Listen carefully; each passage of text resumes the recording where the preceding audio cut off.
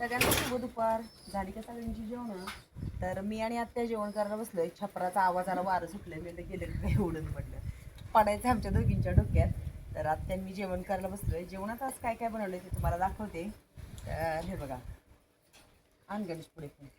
आज बनवलेली आहे छानपैकी अशी शेंगीची आमटी.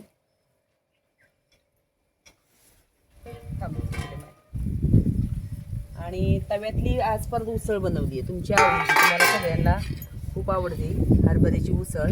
तर अशी छान तव्यात आत्याने करून मीच केली. आत्याने लालू काळूच्या चपात्या केल्या. आणि झालं असं की परवा दिवशी आमच्या लालू काळूची तब्येत बिघडली होती. अचानक काय झालं काय माहिती, वेगळंच वेड्यासारखं वागत होते दोघंजण.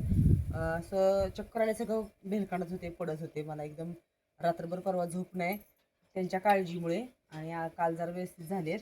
आणि इकडे आपल्या ह्याच्यामध्ये आहेत छान अशा चपात्या भाकरी, असं पॅक झाकून ठेवावं लागतं. तर हे बघा, चपात्या आणि भाकरी आहेत ह्याच्यामध्ये. तर ससे भाऊ आलेत, सशाला चपाती देते खायला.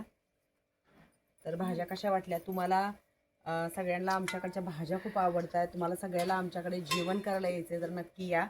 कधी एखाद्या वेळेस समजा राहून जाईल, मला कमेंट्सला रिप्लाय द्यायचं की तुम्ही पण या म्हणून. प्रत्येकजण मध्ये ताई मी येऊ का मी येऊ का. हो, सगळ्यांनी या. असं नाही की ह्यानी या त्यानी या. जर रिप्लाय द्यायचा राहिला असेल कमेंटला तर मी आता अजून सांगते की सगळ्यांनी मिळून या. आत्या आमच्या काय करतायत, उसळ खातायत. हे बघा आत्याचं चालू आहे. तिकडे भात गरम करा ठेवला आहे चुलीवर. मग जेवणाचा बेत कसा वाटला नक्की सांगा.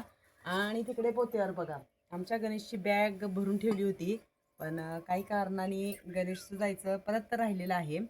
तर आजोबा काय म्हणले, आजोबा त्याला परवा सोडायला येणार आहेत, तिकडे जाणार आहेत तळेगावला. मग जाईन तो. तर मग जेवणाचा बेत कसा वाटला सांगायला विसरू नका. भेटूया पुढच्या एका छान नवीन व्हिडिओमध्ये.